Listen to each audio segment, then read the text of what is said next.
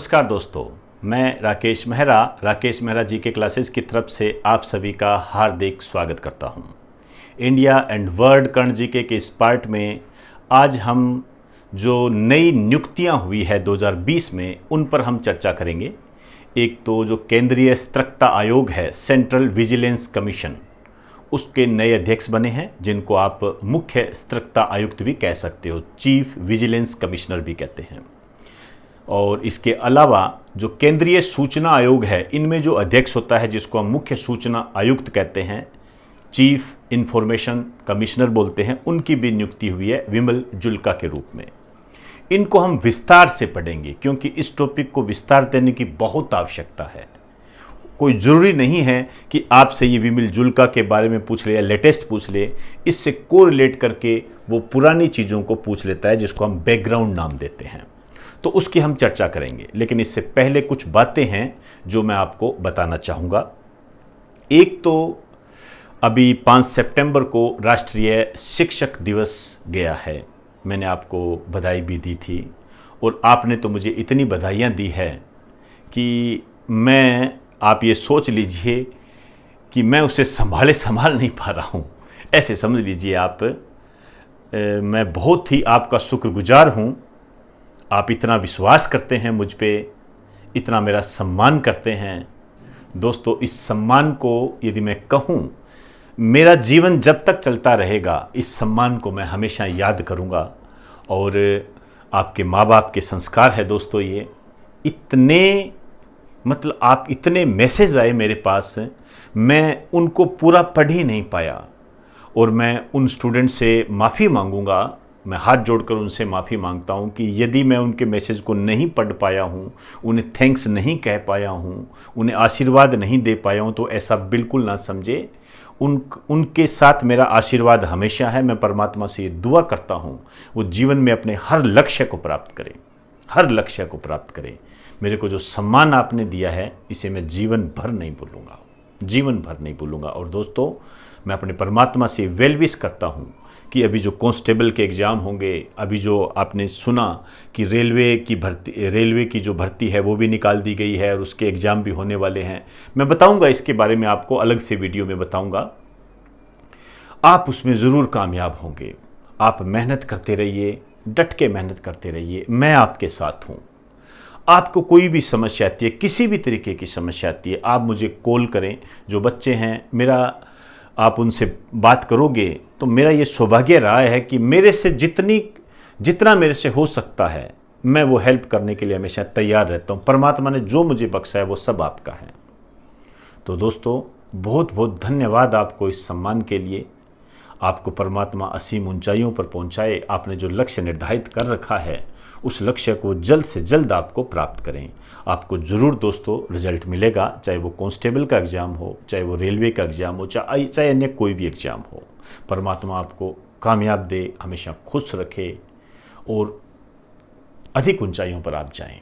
तो दोस्तों, आपने जो मुझे सम्मान बख्शा है उसके धन्यवाद के बाद में मैं आपके सामने आज का टॉपिक स्टार्ट कर रहा हूं। लेकिन इस टॉपिक को शुरू करने से पहले कुछ नई बातें आपको अपडेट कराना चाहूँगा।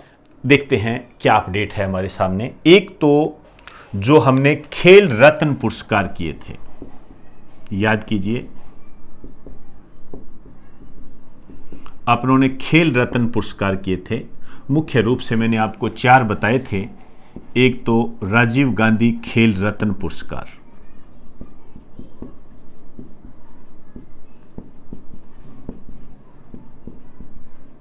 राजीव गांधी खेल रत्न पुरस्कार, इस पर हमने चर्चा की थी। एक अर्जुन पुरस्कार पर, या अर्जुन अवार्ड भी इसको कहते हैं, इस पर हमने चर्चा की थी। और एक हमने ध्यानचंद पुरस्कार पर चर्चा की थी। इसको मैंने काफ़ी डिटेल से आप लोगों को बताया था मैंने, राजीव गांधी खेल रत्न पुरस्कार। और एक द्रोणाचार्य पुरस्कार पर हमने चर्चा की थी जो कोच को दिया जाता है। मेरी बात को यहाँ पर ध्यान से सुनना, इसको नज़रअंदाज मत कर देना। राशियाँ वैसे नहीं पूछी जाती है, लेकिन वर्तमान में ये राशि पूछी जा सकती है। कैसे? देखिए, इनकी जो राशि है, ये जो है ये 25 लाख है, ध्यान रखना, और नोट डाल के लिखना। इससे पहले 7.5 लाख थी, इससे पहले 7.5 लाख थी। आज की डेट में 25 लाख है, और ये जो है इनकी 15 लाख है, इसकी भी 15 लाख है, और इसकी भी 15 लाख है। और ये जो पहले थी ये 5 लाख थी। आप कह सकते हो इससे पहले 5 लाख थी। इसमें भी सेम यही है, इसमें भी सेम यही है, 5 लाख थी। यहां जो मैं आपको बताने जा रहा हूं, जो नए क्वेश्चन होते हैं वो इस तरीके से है। आपसे ये पूछा जाता है कि राजीव गांधी खेल रत्न पुरस्कार में कितनी बढ़ोतरी की गई है। यदि वो बढ़ोतरी पूछ लेना तो आपको ये माइनस करना पड़ेगा, ध्यान रखना, ठीक है। और इस तरीके से अर्जुन अवार्ड, ध्यानचंद पुरस्कार, द्रोणाचार्य पुरस्कार में कितनी बढ़ोतरी की गई है, तो बढ़ोतरी तो 10 लाख की गई है कितनी? 15 लाख है। क्योंकि बढ़ोतरी तो हम माइनस करके ही बोलेंगे ना। ऐसे क्वेश्चनों को करने से पहले ढंग से पढ़ लेना उसको कि पूछ क्या रहा है, नहीं तो गड़बड़ी होने के पूरे पूरे चांस रहते हैं। क्लियर? आइए एक बात और बताना चाहूंगा मैं आपको। हमने बात की थी इंटरनेशनल स्पोर्ट्स पुरस्कार, sports day, sorry, international sports day, ये मैंने आपको लिखाया था। वहां गलती से मैंने आपको 16 नवंबर लिखा दिया था, उसकी भी मैं बात करूंगा। ये 6 अप्रैल को है, तो इसको वहां पर जाकर आप अपडेट कर देना। क्लियर? ध्यान रख लेना, इंटरनेशनल स्पोर्ट्स डे। एक और होता है, अपनी मिस्टेक क्यों हुई थी उसकी बात पर कर रहा हूं, इंटरनेशनल गेम्स डे। ये जो इंटरनेशनल गेम्स डे है, नवंबर के तीसरे शनिवार को। अब ये जो नवंबर के तीसरे शनिवार को जो मनाया जाता है, यही क्या है, अब कई बार आप 15 नवंबर भी हो जाता है, कई बार 16 नवंबर भी हो जाता है, 20 नवंबर भी हो जाता है, 21 नवंबर भी हो जाता है। तो ये नवंबर के तीसरे शनिवार को मनाया जाता है। हमारे से यहाँ चूक हो गई थी, तो वो चूक मैंने आपको सही करा दी है। स्पोर्ट्स डे जो है ये 6 अप्रैल को है, जबकि इंटरनेशनल गेम्स डे जो है ये नवंबर के तीसरे शनिवार को है। दोनों बातें अलग अलग है। क्लियर हुई बात सारी? तो ये कुछ अपडेट मैंने आपको करवाए हैं, तो एक बार आप इसे राइट डाउन कर दीजिए।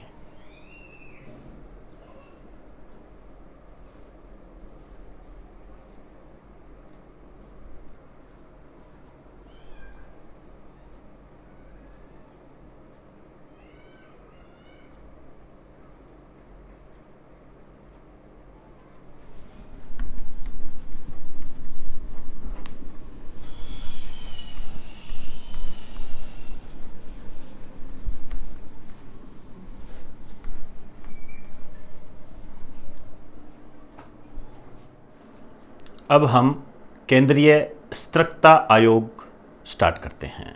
हेडिंग डाल दीजिए, केंद्रीय सतर्कता आयोग।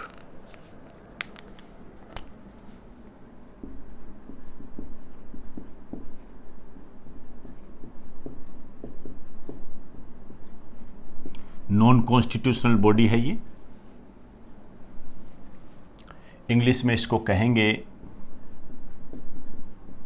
Central vigilance commission. Central vigilance commission के नाम से इसको जानते हैं हम। इसकी जो स्थापना हुई थी फरवरी 1964 में, और ये जो स्थापना हुई थी के संथानम समिति की सिफारिशों के आधार पर, के संथानम समिति की सिफारिशों के आधार पर। यह भी क्वेश्चन आपके आया हुआ है कि के संथानम समिति का संबंध किससे है, तो सेंट्रल विजिलेंस कमीशन से है। क्लियर? ये जो समिति है वास्तव में ये जो गठित की गई थी, एक लाइन लिख दीजिए, 1962 में। इसके अध्यक्ष थे के संथानम। अब देखिए, यदि हम कहें कैसी है ये संस्था, संस्था कैसी है,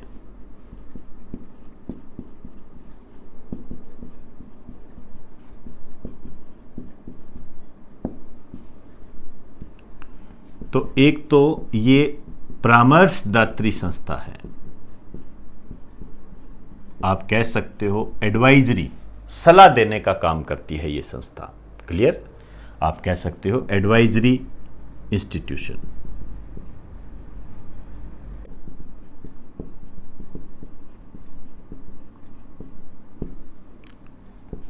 दूसरा, कार्यपालिका प्राधिकरण से मुक्त है ये।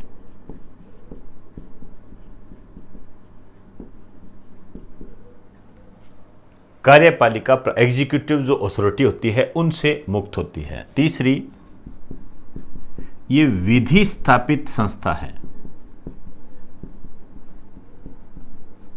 विधि स्थापित संस्था, विधि स्थापित संस्था का मतलब क्या होता है? आप कह सकते हो वैधानिक है ये, लीगल, वैधानिक कह सकते हो। आप ये भी कह सकते हो सांविधिक है, मतलब इसका जो गठन हुआ है, इसकी जो स्थापना हुई है एक कानून के तहत हुई है। तो हमें ये पता होना चाहिए कि कौन से कानून के तहत हुई है। सीवीसी एक्ट 2003 के तहत, ध्यान रखना। अब आप गड़बड़ी मत कर देना, आप कहोगे सर स्थापना तो 1964 में हुई, आप कह रहे हो सांविधिक संस्था है, ये 2003 में हुआ। बिल्कुल हो सकता है। पहले हम किसी भी संस्था का गठन कर लेते हैं और यहां पर इसको लीगल स्टेटस दिया गया था।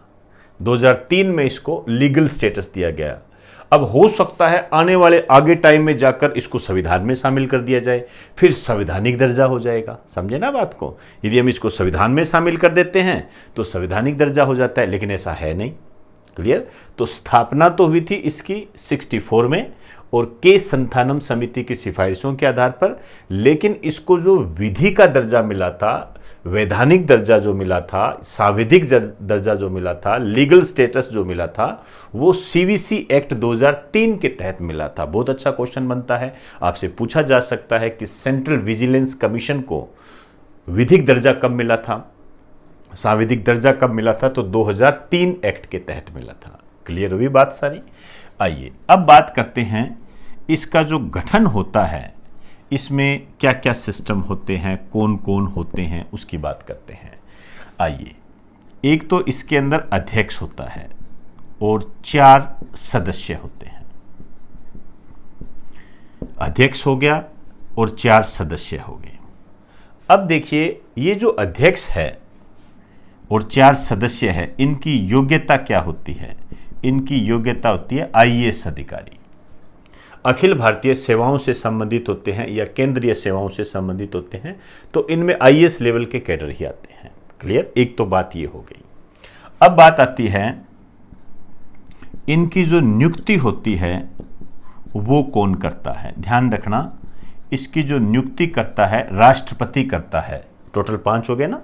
नियुक्ति राष्ट्रपति करता है, और ये जो नियुक्ति करता है एक समिति की सिफारिश पर करता है।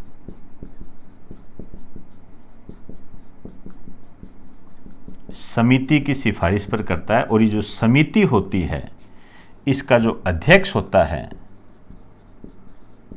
वो प्रधानमंत्री होता है। प्रधानमंत्री इसका अध्यक्ष होता है, और इस समिति के जो सदस्य होते हैं, एक तो कैबिनेट स्तर का मंत्री कोई भी हो सकता है, दूसरा इसमें लोकसभा में विपक्ष का नेता होता है, जो वर्तमान में पद रिक्त है, लोकसभा में विपक्ष का नेता होता है। तो नियुक्ति इनकी ऐसे होती है, और इनका जो कार्यकाल होता है सभी का, ध्यान रखना, ध्यान से लिखना, 4 वर्ष या 65 वर्ष की आयु तक, या 4 वर्ष है, ध्यान रखना, अब तक आपने 5 पढ़ा होगा या 6 पढ़ा होगा, 4 वर्ष या 65 वर्ष की आयु तक इनका कार्यकाल होता है। ये बात होगी। अब यहाँ हमें थोड़ी सी बात करनी है कि सदस्यों के बारे में जानने की जरूरत नहीं है, लेकिन आपको दो बातें पता होनी चाहिए। प्रथम अध्यक्ष और वर्तमान अध्यक्ष, इनका पता होना चाहिए आपको। तो जो पहले अध्यक्ष है इसके, ये है NS राव, और जो वर्तमान अध्यक्ष है ये है संजय कोठारी। संजय कोठारी ये करंट में है, 2020 में इनकी नियुक्ति हुई है। अब इनकी नियुक्ति कैसे हुई है? राष्ट्रपति के द्वारा। कैसे की है? समिति की सिफारिश के आधार पर। हालांकि लोकसभा में विपक्ष का नेता नहीं है, इस कारण से इस अन्य किसी को नियुक्त करके ये समिति सिफारिश कर देती है और राष्ट्रपति ने कर दिया है। सबसे महत्वपूर्ण बात है इनका कार्यकाल। मुझे याद आ रहा है कि एक एग्जाम में ये पूछा भी जा चुका है कि ये जो सेंट्रल विजिलेंस कमीशन होता है, इसके सदस्यों का कार्यकाल कितना होता है? 4 वर्ष या 65 वर्ष की आयु तक। ध्यान रखना, इस टाइप के जब डिस्टर्बेंस आते हैं तो वो क्वेश्चन होते हैं, क्योंकि हम जनरल क्या सुनते हैं? 6 वर्ष, ज़्यादा ज़्यादा 5 वर्ष। 4 वर्ष हम बहुत कम सुनते हैं, बहुत कम सुनते हैं, तो एग्जामिनर का ध्यान जाता है। तो ध्यान रखें ये, और बाकायदा क्वेश्चन आ चुके हैं। ये आपका करंट है, संजय कोठारी। क्लियर? तो एक बार आप इसे राइट डाउन करो, उसके बाद हम इनके कार्यों पर चर्चा करते हैं।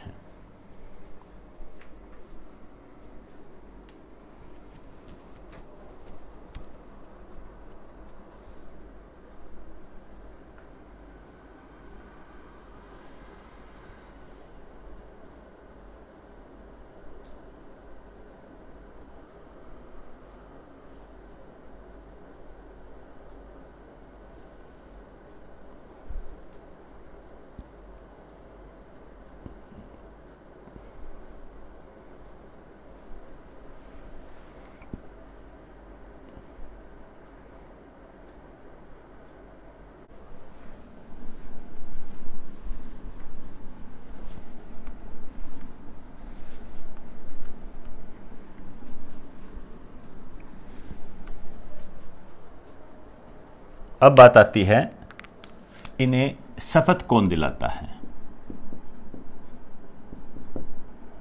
इन्हें जो शपथ दिलाता है राष्ट्रपति, और जो त्याग पत्र है ये भी ये राष्ट्रपति को देते हैं। एक बात और ध्यान रखना, इन्हें उसी तरीके से हटाया जा सकता है जैसे लोक सेवा आयोग के सदस्यों को हटाया जाता है, क्योंकि आप जानते हो इनकी योग्यताएं क्या हैं। अखिल भारतीय सेवाओं के समान है, जो अधिकारी होते हैं उनके समान इनकी योग्यता। IAS अधिकारी है, लोक सेवा आयोग में भी क्या होते हैं? IAS अधिकारी होते हैं। तो इनको उसी प्रकार हटाया जा सकता है जिस प्रकार लोक सेवा आयोग के सदस्यों को हटाया जाता है। एक लाइन लिख दीजिए, यदि ये कदाचार, कदाचार मतलब मिसबिहेवियर, बता चुका हूं पहले, यदि ये कदाचार के मामले में पाए जाते हैं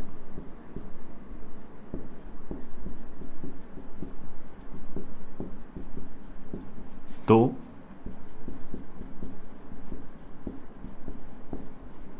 इन्हें उसी प्रकार हटाया जाता है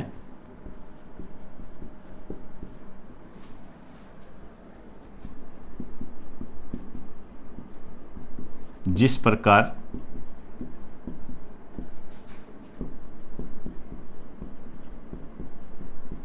लोक सेवा आयोग के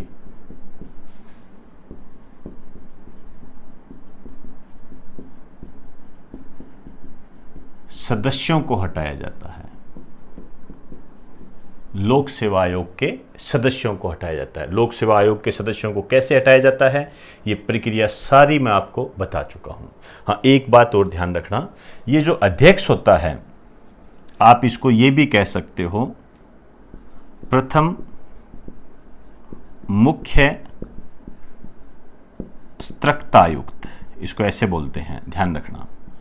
जो सदस्य होते हैं उनको तो हम बोलते हैं स्त्रक्तायुक्त, और जो अध्यक्ष होता है उसको हम बोलते हैं मुख्य स्त्रक्तायुक्त, केंद्रीय स्त्रक्तायुक्त भी वो कह सकते हो आप इसको।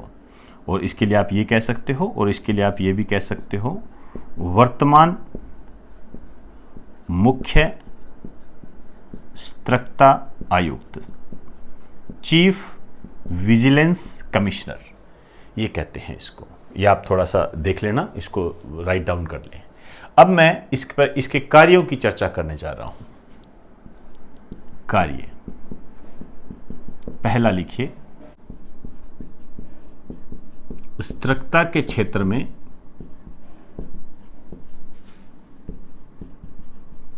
केंद्र सरकार की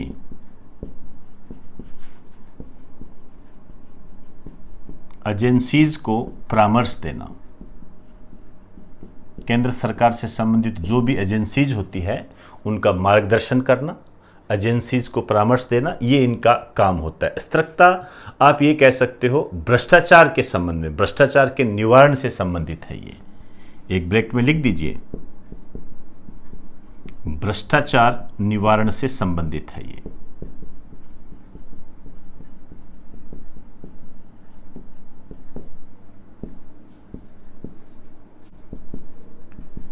सीबीआई के कामकाज की प्रभावशाली ढंग से निगरानी रखना। हम करेंगे बात सीबीआई की, तो सीबीआई के काम की निगरानी रखना प्रभावशाली ढंग से, यह भी इसका एक काम होता है। तीसरा लिखिए, केंद्र सरकार के तहत स्तृक्ता से संबंधित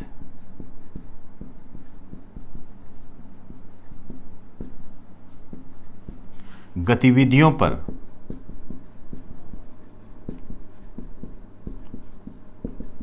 निगरानी रखना। तो भ्रष्टाचार के निवारण से संबंधित है ये। आप कह सकते हो कि भ्रष्टाचार पर ये निगरानी रखती है। इसके अलावा ये जन शिकायतों की सुनवाई का भी काम करती है।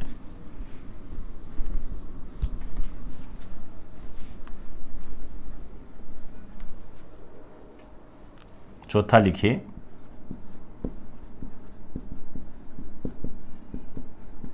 जन शिकायतों की सुनवाई का काम करता है। लोगों की जो शिकायतें होती है इनकी सुनवाई का काम करता है। लेकिन ये कौन कौन आते हैं, किन की शिकायतों को ये सुनता है, लिखिए। एक तो अखिल भारतीय सेवा के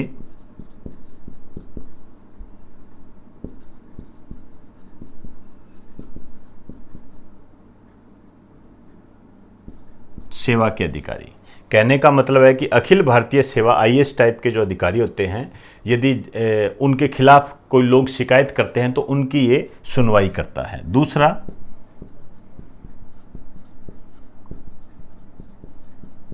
केंद्रीय सेवा से संबंधित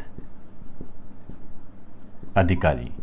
केंद्रीय सेवा से संबंधित, जैसे हम कहते हैं भारतीय विदेश सेवा, उससे संबंधित यदि कोई अधिकारी होता है तो उसकी कोई शिकायत है, उसके प्रति यदि लोगों ने कोई शिकायत की है तो उसकी भी सुनवाई यही करता है। तीसरा, संसदीय अधिनियम से संबंधित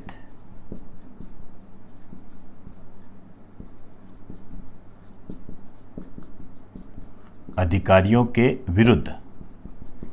आप ये शब्द लिख ही लो, नहीं तो तुम गड़बड़ी कर दोगे। विरुद्ध मतलब इनके विरुद्ध जो शिकायतें होती है इनकी सुनवाई करता है ये।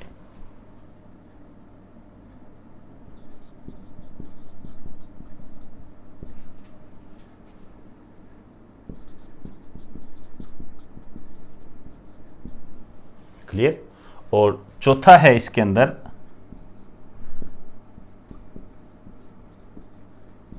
Whistle blower.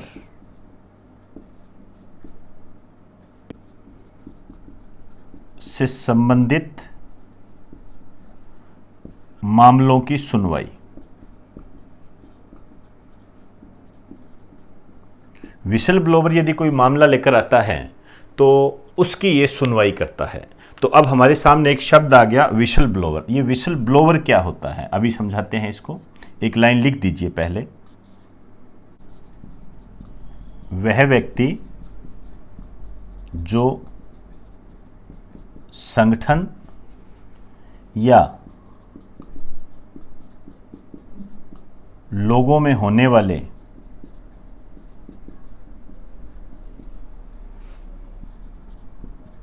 अन्याय से संबंधित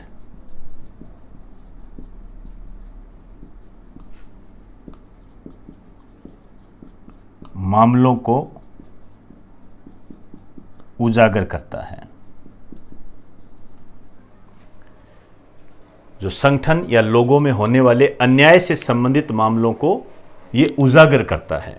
जैसे कोई भी व्यक्ति है, वो क्या करता है, कोई संगठन यदि भ्रष्टाचार करता है या लोगों के प्रति अन्याय का भाव रखता है तो उसको ये उजागर करता है, तो उस मामले की सुनवाई भी सेंट्रल विजिलेंस कमीशन करता है। एक बात मैं यहां आपको बताना चाहूंगा, सेंट्रल विजिलेंस ये 4 तो हो गए, लेकिन अब जो मैं बताने जा रहा हूं वो महत्वपूर्ण है, ध्यान रखना, और वो अपने आप में एक करंट है। निजी बैंकों के विरुद्ध, निजी बैंकों के विरुद्ध, निजी बैंकों के विरुद्ध सुनवाई का काम भी ये करता है। और ये जो शामिल किया गया था 2017 से शामिल है ये, तो ये भी अपने आप में एक करंट है। आपसे पूछा जा सकता है कि सेंट्रल विजिलेंस कमीशन निम्न में से किन से संबंधित मामलों की जन सुनवाई नहीं करता है। तो ये 5 जो सिस्टम है, इन मामलों की तो ये सुनवाई करता है। और जो लेटेस्ट में, मतलब 2017 ही है, 2017 में जो निजी बैंकों को भी शामिल किया गया, मतलब निजी बैंक यदि भ्रष्टाचार के मामले में पाए जाते हैं या अन्य किसी गतिविधि में पाए जाते हैं, लोग परेशान होते हैं, तो उनकी सुनवाई का काम भी सेंट्रल विजिलेंस कमीशन करता है। तो ये 5 बातें हमारे सामने हैं। अखिल भारतीय सेवा के अधिकारी IAS IPS होते हैं ये, और भारतीय वन सेवा के इसमें आते हैं। और केंद्रीय सेवा से संबंधित अधिकारियों की बात करें तो हमने पहले ही बात की थी, विदेश सेवा, केंद्रीय विदेश सेवा इसके अंदर आती है। संसदीय अधिनियम से मतलब संसद के द्वारा बनाई गई कोई भी संस्थाएं होती है, यहां पूरा लिख दीजिए, संबंधित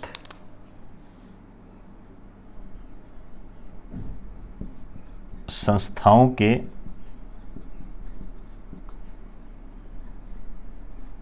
अधिकारियों के विरुद्ध।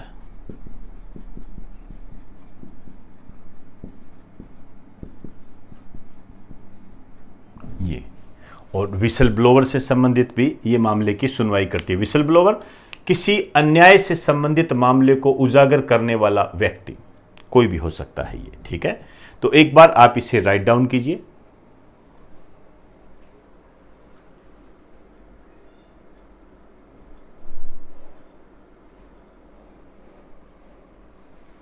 एक बात और बताना चाहूंगा, ये जो CVC है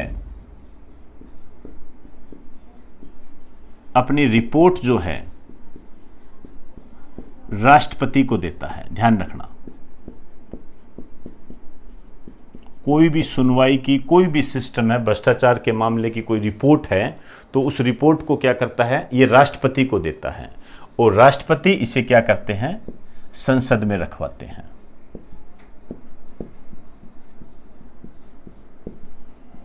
क्लियर, ये ध्यान रखना।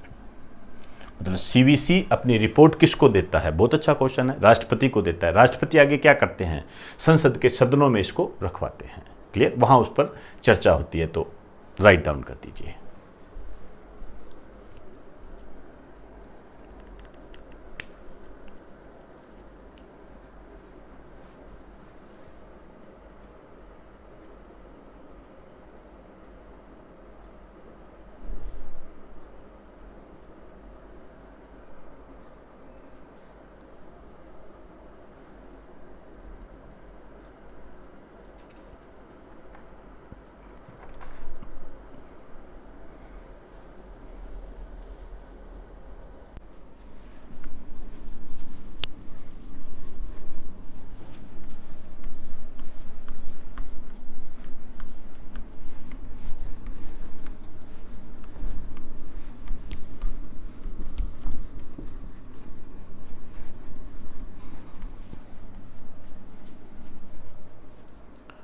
अब हम बात करेंगे सूचना आयोग की, केंद्रीय सूचना आयोग।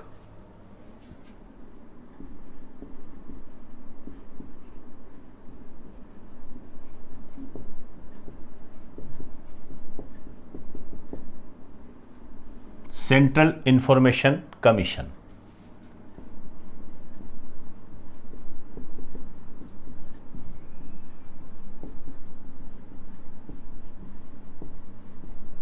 सेंट्रल इंफॉर्मेशन कमीशन है ये। सूचना के अधिकार से संबंधित है ये, ध्यान रखना। कई बार आपने नाम सुना, कई बार क्या, बहुत बार आता है अखबारों में ये। यहाँ एक छोटी सी बात आप ध्यान रखना, विश्व में सबसे पहले सूचना का अधिकार जो है स्वीडन ने दिया था। साइड में ही लिखें इसको, विश्व में सूचना का अधिकार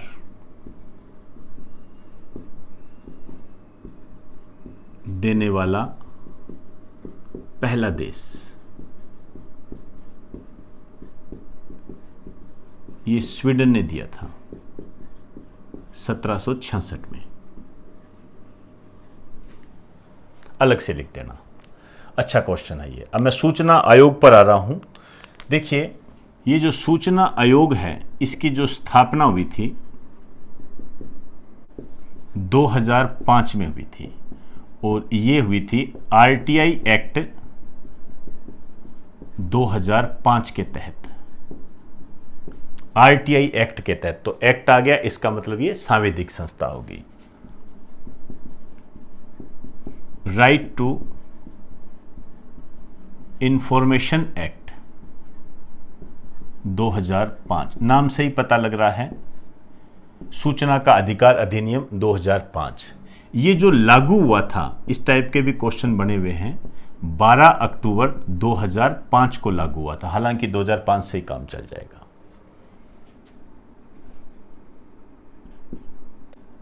इसका गठन कैसे होता है? तो इसमें क्या होते हैं, अध्यक्ष होते हैं और 10 सदस्य होते हैं। अध्यक्ष और 10 सदस्य। ये जो सदस्य होते हैं इनको कहा जाता है सूचना आयुक्त। इनको सूचना आयुक्त कहते हैं। और जो अध्यक्ष होता है इसको हम कहते हैं मुख्य सूचना आयुक्त, चीफ इंफॉर्मेशन कमिश्नर बोलते हैं। ये होता है, ये ऐसे गठन होता है इसका। क्लियर? अब हम बात करते हैं इनकी नियुक्ति कौन करता है और इनकी योग्यताएं क्या होती है। पहले योग्यताओं की बात करते हैं। योग्यता मतलब तो यही है कि लोक मामलों का अनुभव रखता हो।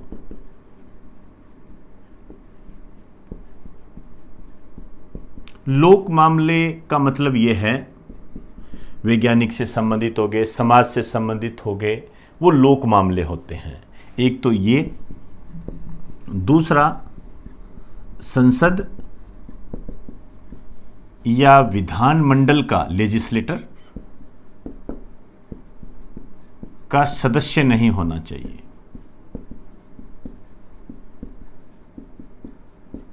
संसद या विधानमंडल का सदस्य नहीं होना चाहिए, ये होता है सारा। अब इन सब की जो नियुक्ति है वो कौन करता है, चर्चा करते हैं हम इसकी।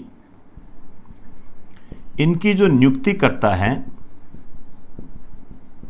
राष्ट्रपति करता है, और वही बात है एक समिति की सिफारिश पर।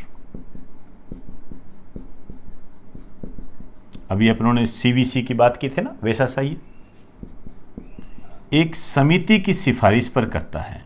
और जो समिति है इसका अध्यक्ष जो होता है ये होता है प्रधानमंत्री, पीएम इसके अध्यक्ष होते हैं। और जो सदस्य होते हैं 2 होते हैं, एक तो कैबिनेट स्तर का मंत्री, दूसरा लोकसभा में विपक्ष का नेता।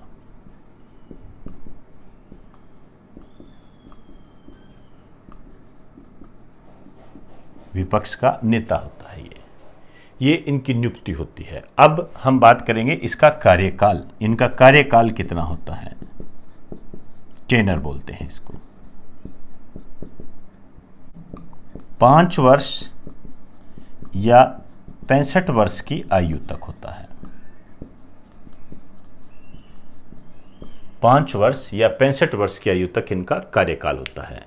अब मैं बात करना चाहूंगा प्रथम मुख्य सूचना आयुक्त।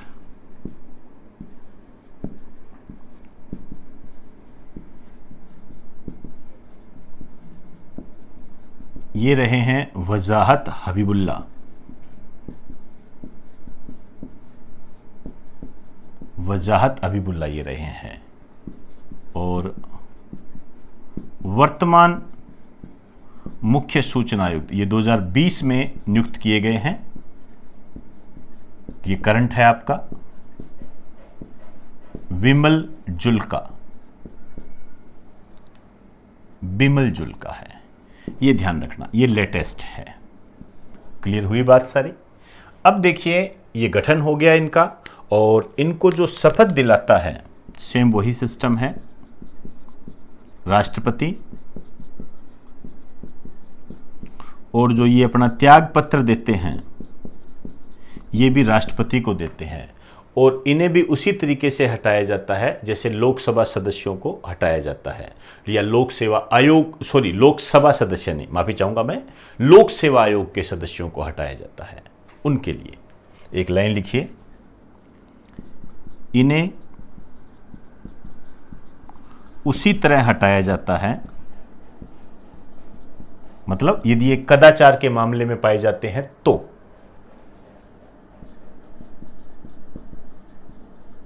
जिस प्रकार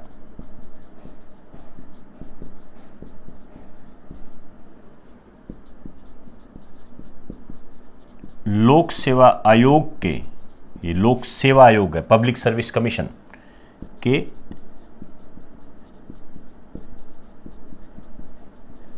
सदस्यों को हटाया जाता है। क्लियर? जिस प्रकार लोक सेवा आयोग के सदस्यों को हटाते हैं उसी प्रकार इनको हटाया जाता है। यह है आपका सूचना आयोग। 2020 में विमल जुल्का को मुख्य सूचना आयुक्त के पद पर नियुक्त किया गया है। इंपॉर्टेंट क्वेश्चन है, ध्यान रखें। और इसके बाद में हम इसके कार्यों पर चर्चा करेंगे और बात करेंगे कि ये अपनी रिपोर्ट किसको देता है। राइट डाउन कीजिए।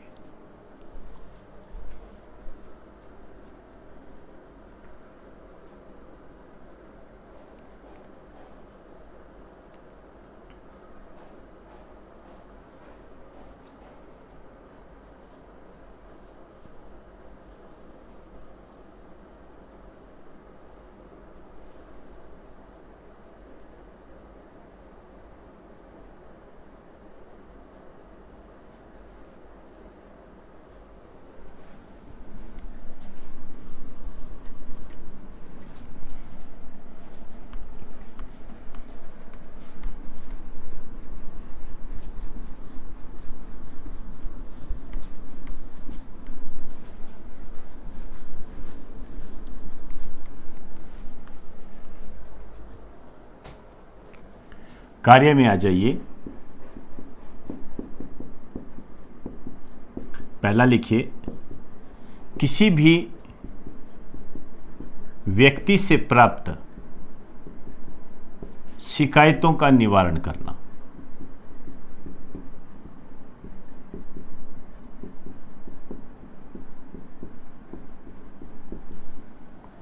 क्लियर? एक चीज और ध्यान रखना, शिकायतों का निवारण करता है। इसके अलावा यदि कोई ठोस आधार हो तो वह जांच का आदेश भी दे सकता है। दूसरा लिखिए, आयोग किसी शिकायत की जांच का आदेश दे सकता है।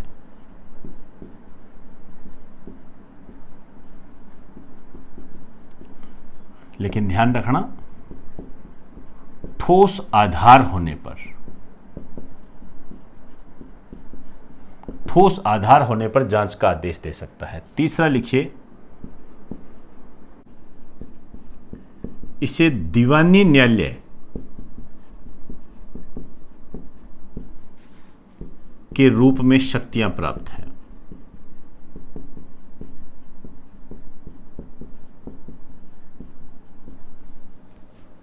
दीवानी न्यायालय आप कह सकते हो। दीवानी न्यायालय क्या बोलते हैं? सिविल कोर्ट, सिविल कोर्ट का मतलब क्या होता है, किसकी सुनवाई करता है? यह है संपत्ति से संबंधित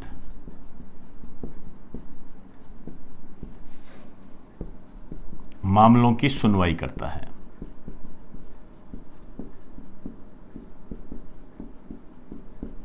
संपत्ति से संबंधित जो भी मामले होते हैं उनकी ये सुनवाई करता है। और शक्तियां कौन कौन सी प्राप्त है इसको? एक तो ये सम्मन जारी कर सकता है, किसी भी व्यक्ति के खिलाफ सम्मन जारी कर सकता है, सबूत या गवाही के लिए जारी कर सकता है। सम्मन जारी का मतलब करता है उसे बुला सकता है, कहते हैं ना इसके खिलाफ सम्मन जारी किया गया, मतलब कोर्ट उसको बुला रहा है कि आप आइए। किसी के लिए भी कर सकता है, सबूत या गवाही के लिए भी कर सकता है। डॉक्यूमेंट्स की जांच कर सकता है, जांच के लिए कह सकता है, डॉक्यूमेंट्स की जांच के लिए कह सकता है। क्लियर? अब इससे संबंधित जो भी बातें हैं, ये जो केंद्रीय सूचना आयोग है,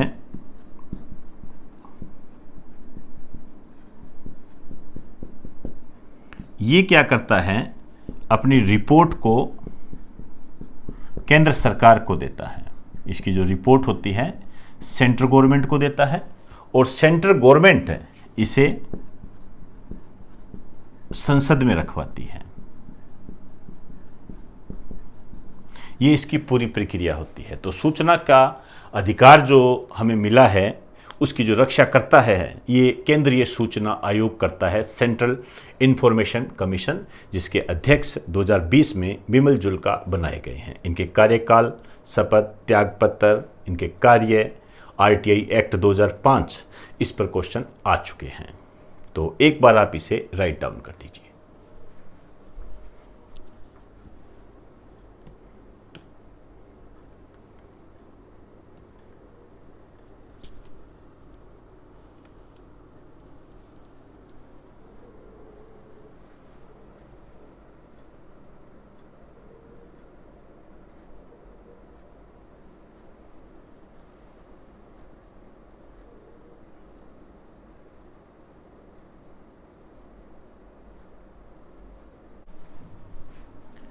तो दोस्तों, आज हमने India and world current GK के तहत दो नॉन कॉन्स्टिट्यूशनल बॉडी पर चर्चा की है, जिसके 2020 में नए अध्यक्ष बनाए गए हैं, जिन्हें मुख्य सूचना आयुक्त और मुख्य सतर्कता आयुक्त के रूप में जानते हैं। यह आपके एग्जाम की दृष्टि से इम्पोर्टेंट है, लेकिन ध्यान रखें आपको बैकग्राउंड पता होना चाहिए। बिना बैकग्राउंड के आप इस टॉपिक के साथ न्याय नहीं कर पाओगे। हो सकता है आपसे ये ना पूछे कि विमल जुल्का को किस पद पर नियुक्त किया गया है या कोठारी को किस पद पर नियुक्त किया गया है, ये ना पूछे, और इससे संबंधित जो कार्यकाल है, त्यागपत्र है, नियुक्ति है, या जो एक्ट है या केस संथानम समिति है, इस पर क्वेश्चन बन जाए, और ये बने हुए हैं। तो आपने इस टॉपिक को इस वे से लेकर पढ़ना है। तो दोस्तों, आपको यदि ये लेक्चर अच्छा लगा हो तो आप इसे शेयर करें सोशल मीडिया पर। इसके अलावा जो डिस्क्रिप्शन में जो लिंक दिए गए हैं उनको आप अपलोड कर लें। तो इजाज़त दीजिए, आप सभी को मेरा नमस्कार।